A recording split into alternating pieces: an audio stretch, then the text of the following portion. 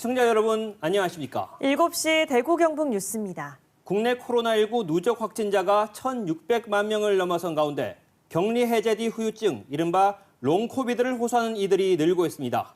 하지만 방역당국은 사실상 손을 놓고 있는데요. 제2의 팬데믹은 후유증과의 싸움이 될 거란 전망도 나오고 있는데 코로나 후유증에 대응할 수 있는 의료체계 마련이 필요해 보입니다. 정혜미 기자가 취재했습니다. 지난달 초 코로나19에 확진된 20대 김모 씨. 격리 해제 뒤에도 후유증이 심해 병원을 다니며 약물 치료를 받고 있습니다.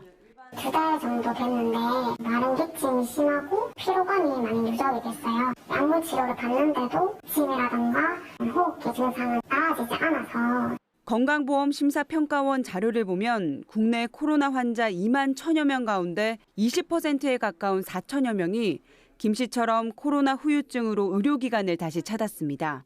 하지만 코로나 후유증에 대한 방역당국의 실태조사는 아직까지 이루어지지 않고 있고 후유증 진단과 치료를 하는 전담 의료기관도 없는 상황입니다.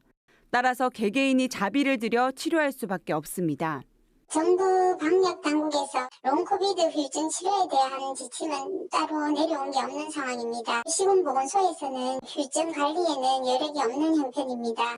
그러나 선진국들은 다릅니다. 미국과 영국 등은 코로나 후유증에 대한 국가 차원의 연구와 함께 전문 치료센터 설립 등 감염 후 관리에 적극 나서고 있습니다.